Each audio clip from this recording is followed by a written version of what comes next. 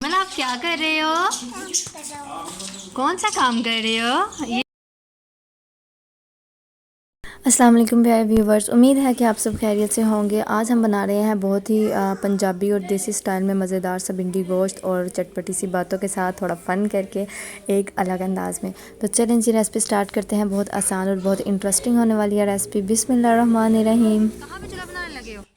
इधर बाहर बनाए, यहाँ पे, ये यहाँ पे प्लांट्स के पास अच्छा लगेगा। इधर बनाना है हमने।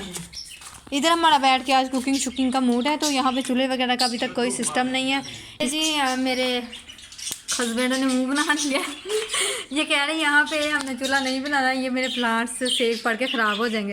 ये है जी आज का मेन इंग्रेडिएंट जो हमने पकाना है और जो हमने खाना है, भिंडी। इधर रखें, इधर जी। मैं कह रही मैं भी खा लेता हूँ। यहाँ पर जी 5 से 6 सब्ज़ी मिर्चें ले ली हैं और उस्मान साहिब यहाँ पर टमाटर काट रहे हैं। आज हम सब मिलजुल के ही कुकिंग करेंगे। जा रही है, जा रही तशरीफ रखेगी कढ़ाई अब आग के ऊपर। आग हमने जला ली है, अभी जल रही है थोड़ी थोड़ी। ये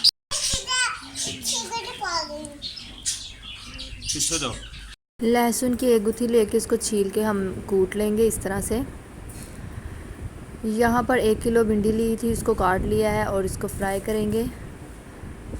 ऑयल में भिंडी ऐड करने के बाद तकरीबन 5 से 7 मिनट इसको फ्राई करना है।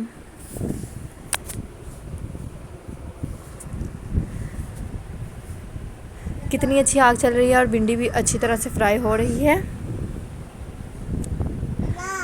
7 मिनट गुजर जाने के बाद अब भिंडी को हम निकाल लेंगे। अच्छी तरह से इसमें से ऑयल निचोड़ के फिर इसको निकालना है।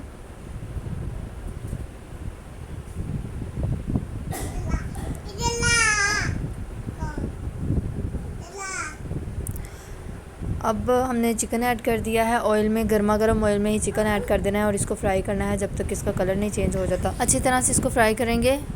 3 से 4 मिनट ही लगेंगे क्योंकि फ्लेम काफ़ी हाई चल रही है और उस पर हमने इसको फ्राई कर लेना है ताकि इसका एक्स्ट्रा पानी ड्राई हो जाए और इसका कलर ज़रा चेंज हो जाए। ये देखिए तकरीबन 4 से 5 मिनट हो चुके हैं। अब मैं इसको निकाल लूँगी। जीमल यहाँ पर आके फुल इंजॉय कर रही है, अगली फुल पिकनिक मना रही है, पानी डाल के बोतलों में पी रही है। फुल माहौल बनाया हुआ है इसने। और इस तरफ देखिए जी चिकन अच्छी तरह से फ्राई हो चुका है, इसको हम निकाल लेंगे।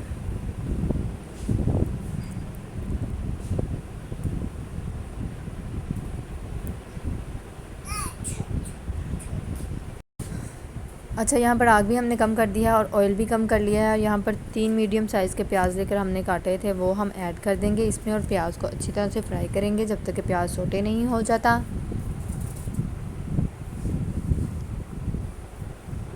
जब तक मैं प्याज फ्राई कर रही हूँ, आप लोगों ने अगर चैनल को सब्सक्राइब नहीं किया हुआ तो चैनल को सब्सक्राइब कर दें, वीडियो को लाइक कर दें और कमेंट्स में लाजमी बताइएगा कि आपको मेरी वीडियोस कैसी लगती हैं।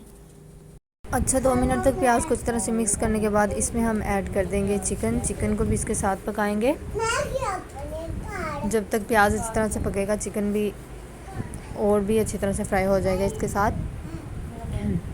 अब यहाँ पर हम लहसुन का पेस्ट ऐड कर देंगे 1 टेबलस्पून और प्याज कटी हुई और इसमें सब्ज़ मिर्चें ऐड कर देंगे। सब्ज़ मिर्चें मैंने साबुत दी हैं, इस तरह इनका बहुत अच्छा फ्लेवर आता है, बहुत अच्छी खुशबू आती है, बहुत मज़े की लगती हैं। 1 कट लगा के हमने ऐड कर देनी है। और यहाँ पर अब हम इनको फ्राई करेंगे। कलरफुल सी सब्ज़ियाँ देखिए कितनी ही खूबसूरत लग रही हैं। और ये टीस्पून है मेरे पास एक, ये हमने 2 ऐड करने हैं क्योंकि टीस्पून छोटा होता है। 2 चम्मच हम नमक ऐड कर देंगे और 1 चम्मच हम हल्दी ऐड कर देंगे, 1 टीस्पून।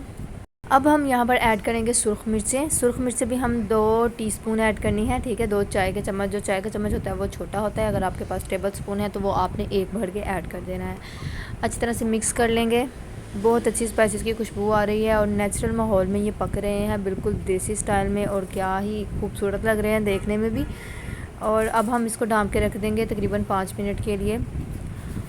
5 मिनट के बाद हमने इसको खोला। अच्छी तरह से टमाटर भी सॉफ्ट हो चुके हैं और जो चिकन है वो भी अच्छी तरह से पक चुका है। फ्लेम यहाँ पर मैंने तेज़ कर दी थी, आग जो लकड़ियों वाली है। यहाँ पर भिंडी ऐड कर देनी है जो हमने फ्राई कर ली थी। अब भिंडी ऐड करने के बाद इसको अच्छी तरह से हमने एक दफ़ा मिक्स करना है। भुनाई कर लेनी है भिंडी की 5 मिनट के लिए।